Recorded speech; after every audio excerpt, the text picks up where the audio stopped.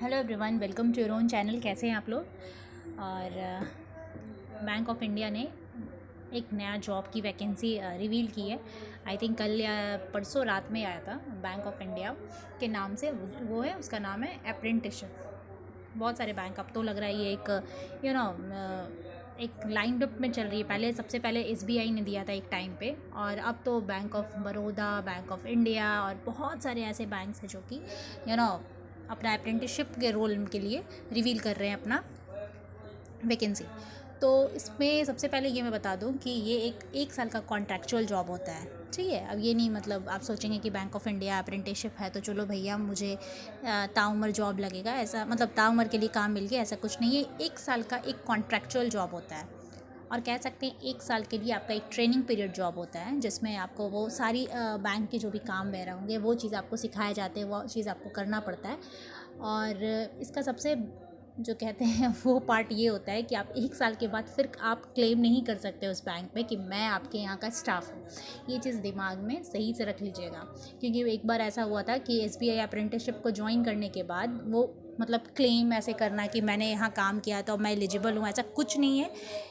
सब कुछ clear notification में दिया है। मैं एक बार नोटिफिकेशन डाल दूँगी ऐसे डिस्क्रिप्शन बॉक्स में, आप खुद से भी चेक कर लीजिएगा। बट ये सच है, ये है कि आपको एक साल के लिए रखा जाएगा सिर्फ सिखाने के मकसद से और काम के मकसद से।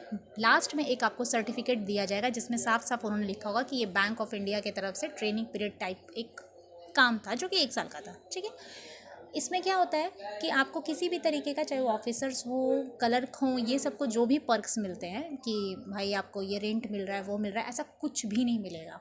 ये नहीं कि हाँ रेंट मुझे मिलेगा, वहाँ जाएंगे तो मुझे ऐसे कुछ नहीं। बैंक का जो भी एक शेड्यूल होता है टाइम का, वो टाइम के शेड्यूल सेम रहेगी। सैटरडे संडे जो ऑफ होता है वो सैटरडे संडे आपका ऑफ होगा, सेकेंड सैटरडे, फोर्थ सैटरडे। तो ये चीज़ें आप आराम से रख लीजिए। इसकी सैलरी ये है कि ऐसे जो भी सैलरी होती है बैंक की अप्रेंटिसशिप को लेके, वो 15K होती है। ये एकदम फिक्स है। सो SBI का भी आप उठा के देख लीजिए, कहीं भी देख लीजिए, 15,000 रुपये आपका पर मंथ सैलरी होता है। इसमें क्या होगा कि आपका कुछ सैलरी जो होगा बैंक ऑफ इंडिया की तरफ से आएगी, कुछ सैलरी आपका गवर्नमेंट ऑफ इंडिया की तरफ से आएगी। ओवरऑल आप जोड़ेंगे तो इसमें भी 15K के अप्रॉक्स आपको आ रहा है। इसी में आपको रहना है, खाना है, पीना है, सब कुछ इसी में है।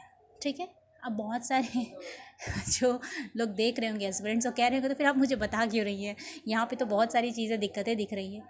तो बताने का मकसद ये है कि बहुत लोगों का सिर्फ ये मोटो नहीं होता है कि मुझे बैंक जॉब करना है, बहुत लोगों का ये भी होता है कि कुछ तो करना है। ठीक है, अब लेकिन हाँ ये चीज़ है कि आप एक साल के लिए जॉब में हैं।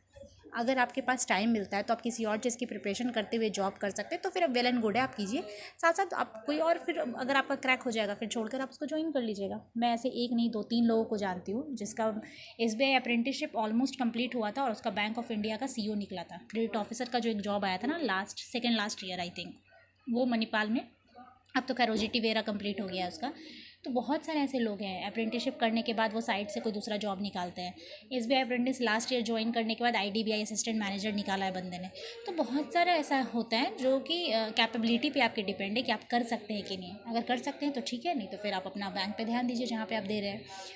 तो ये एक था इन्फॉर्मेशन, 2 दिन पहले की ही थी, तो मैंने आपको क्लियर बता दिया। ये नहीं कि आप आपने ज्वाइन कर लिया और कह रहे हैं भाई मैं तो जॉब लगा ही था तो फिर क्यों निकाल दिया गया। तो ये सब कुछ नोटिफिकेशन में लिखा हुआ है।